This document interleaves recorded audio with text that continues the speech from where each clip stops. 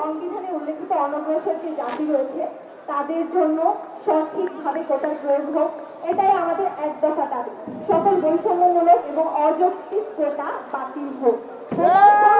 বাংলা ব্লকেটের যে আন্দোলন তার আজকে দ্বিতীয় দিনের মতো এখন শাহবাগে আছি আমরা। শাহবাগ তারা যে অবস্থান যে কর্মসূচি সেটি প্রধান যে সড়ক সেটি দখল করে তারা এখানে স্লোগানে মিছিলে এবং প্ল্যাকার্ডে নানাভাবে দাবি আদায় করছে।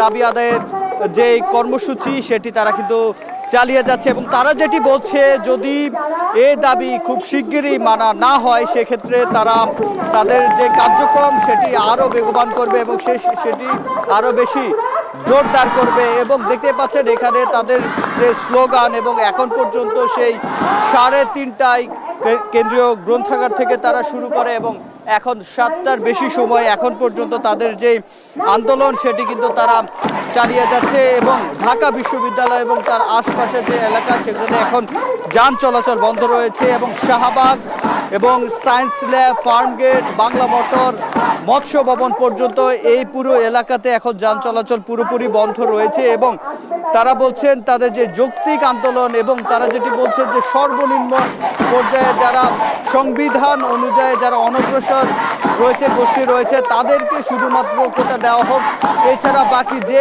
কোটাগুলো রয়েছে সেগুলোকে তারা বাতিলের দাবি জানিয়ে আসছে। এবং আজকে দ্বিতীয় দিন বাংলা ব্লকেটের কথা বলা হচ্ছে এবং শুধুমাত্র যে ঢাকা তা কিন্তু নয়, ঢাকা ছাড়াও সারা দেশে এই কোটা বিরোধী যে আন্দোলন, বৈষম্য বিরোধী ছাত্র আন্দোলনের ব্যানারে শিক্ষার্থীরা তাদের যে আন্দোলন সেটি চালিয়ে যাচ্ছে। এবং এখানে যারা ছাত্রী রয়েছেন তারাও যেটি বলছেন যে বাংলাদেশের যে নারীরা রয়েছে তাদেরও কোটার প্রয়োজন নেই, সেক্ষেত্রে যারা মেধাবী রয়েছেন মেধাবীদেরকে অগ্রাধিকার দেওয়া হোক চাকরির ক্ষেত্রে। এবং তাদের যে দাবিগুলো রয়েছে সেই দাবিগুলো এক দফা দাবি। মূলত প্রধান যে দাবিটি রয়েছে সেটি হচ্ছে কোটার পদ্ধতি সংস্কার। এই কোটা পদ্ধতি সংস্কার করে সংসদে সেটি যাতে পাশ করা হয় সেটি তারা দাবি করছেন এবং সেই সাথে সেটি পাশ করার আগ পর্যন্ত তাদের যে আন্দোলন সেটি তারা চালিয়ে যাওয়ার কথা বলছেন। এবং সেই সাথে আন্দোলনের সফলতার জন্য তারা সারা বাংলাদেশে 65 জনের একটি প্রতিনিধির একটি দল গঠন করেছে এবং যারা সমন্বয়ক হিসেবে কাজ করছে এই আন্দোলনের।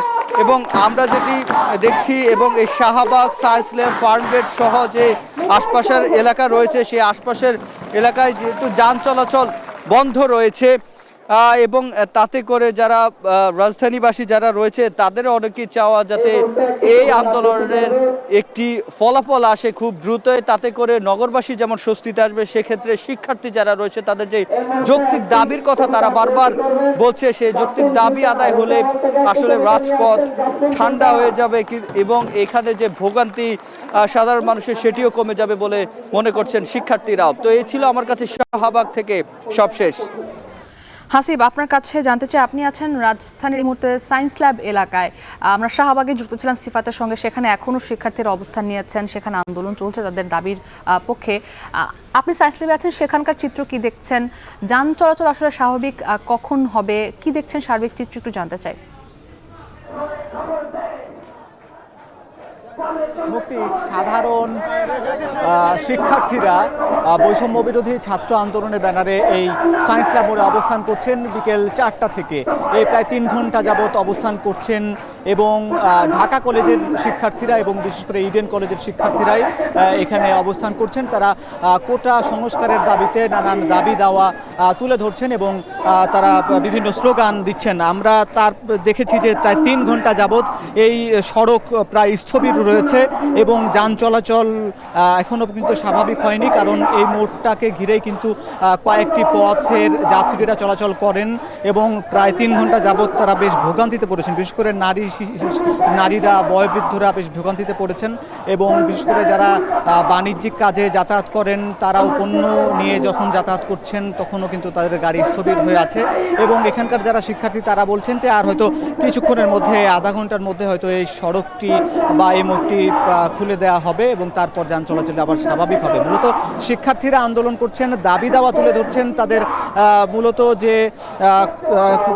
চাকরির ক্ষেত্রে, সরকারি চাকরির ক্ষেত্রে যে কোটা ব্যবস্থা, আবার যে হাইকোর্ট রায় দিয়েছে গত 5 জুন, এবং সেটিকে যে 2018 সালে যে কোটা ব্যবস্থা বাতিল করা হয়েছিল, একটি পরিপত্র জারি করা হয়েছিল, সেটি যেন আবার পুনর্বহাল করা হয় এবং সে দাবিতে মূলত আন্দোলন করছেন। এবং একই সঙ্গে শিক্ষার্থীরা বলছেন যে কোটা ব্যবস্থা পুরোপুরি বাতিল না করে হলেও যেন পুনর্সংস্কার করা হয়, অর্থাৎ যারা নৃগোষ্ঠী বা বিভিন্ন যে ক্ষুদ্র জনগোষ্ঠী তাদের প্রয়োজনে কিছুটা কোটা ব্যবস্থা রেখে বাকি যে পোষ্য কোটা বা মুক্তিযোদ্ধা কোটা এটি যেন বাতিল করা হয় এবং এই দাবিতে তারা মূলত আন্দোলন করছেন। একই সঙ্গে যে সরকারি চাকরির পাশাপাশি যে প্রথম দ্বিতীয় শ্রেণী ছাড়াও যে তৃতীয় এবং চতুর্থ শ্রেণীতেও যে প্রায় 70% কোটার ব্যবস্থা আছে সেটিও যেন বাতিল করে দেওয়া হয় এবং বা সংস্কার করা হয়। এবং একসঙ্গে রেলওয়ে সহ সরকারি যে প্রাথমিক চাকরি সেখানেও যে নারী কোটা রয়েছে প্রায় 30%, এবং একই সঙ্গে মুক্তিযোদ্ধা কোটা রয়েছে, এই যে কোটা ব্যবস্থা বাতিল করে বা সংস্কার করে যেন মেধার ভিত্তিতে মূল্যায়ন করা হয়, এই ব্যাপারগুলো তারা বিভিন্ন দাবি দাওয়া তুলে ধরছেন। এবং একসঙ্গে তারা বলছেন মুক্তি যে এটি তারা চালিয়ে যাবেন যতক্ষণ না তাদের দাবি আদায় হবে, সেই পর্যন্ত তারা আন্দোলন চালিয়ে যাবেন। এখন পর্যন্ত এই ছিল এই সায়েন্স ল্যাব মোড়ের পরিস্থিতি। সহকর্মী হাসিব যুক্ত ছিলেন আমাদের সঙ্গে, এর আগে ছিলেন সিফাত শাহরিয়ার উজ্জ্বল। আমরা দেখছিলাম আমাদের সহকর্মীদের কাছ